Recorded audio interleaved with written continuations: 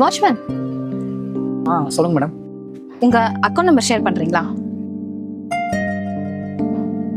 என்ன அப்படி பாக்குறீங்க? இந்த மந்த் salary வேணுமா வேண்டாமா?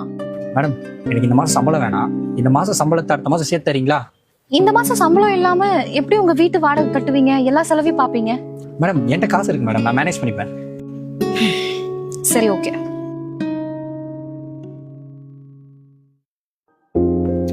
மேடம், உங்களுக்கு பார்சல் வந்துருக்கு மேடம். சபரி, அக்கௌண்ட்ஸ் டிபார்ட்மெண்ட்ல சொன்னாங்க 2 மாசம் நீங்க salary வாங்கலையாமே. ஆமா மேடம், நான் 4 மாசத்துக்கு சேர்த்து வாங்கிக்கிறேன் மேடம். 4 மாசம் கழிச்சா? நீங்க எதுக்கு சபரி சம்பளம் வாங்க மாட்டீங்கன்னு எனக்கு தெரியல.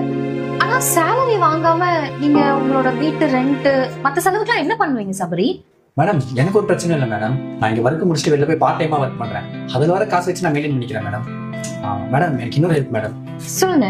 மேடம், 6 மாசத்துக்கு சேர்த்து வச்சு எனக்கு ஒரு தடவை சம்பளம் தரீங்களா மேடம்? சரி சரி மேடம்.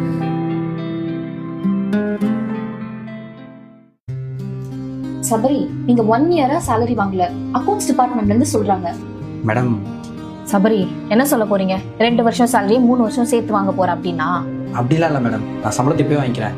என் சம்பளம் 2 வருஷமா பிடிப்புல இருக்கு. மொத்தம் எவ்வளவு மேடம் இருக்கு? உங்களுக்கு மாசம் 15,000 அப்படின்னா 24 மாசம் 3,60,000. ஓகே மேடம், நான் இப்போயே அதை வாங்கிக்கிறேன். ஆனா என் அக்கௌண்ட்டுக்கு போடாதீங்க மேடம், நான் சொல்ற ஒரு அக்கௌண்ட்டுக்கு போட்டுருங்க. சபரி, எனக்கு புரியல.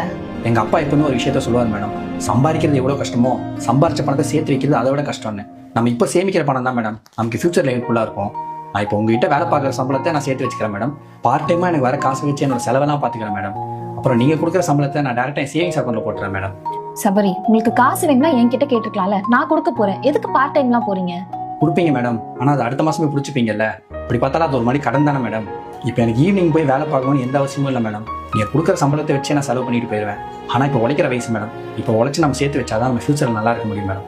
காசு சேமிச்சு பாருங்க மேடம், அது ஒரு நல்ல ஃபீலிங்.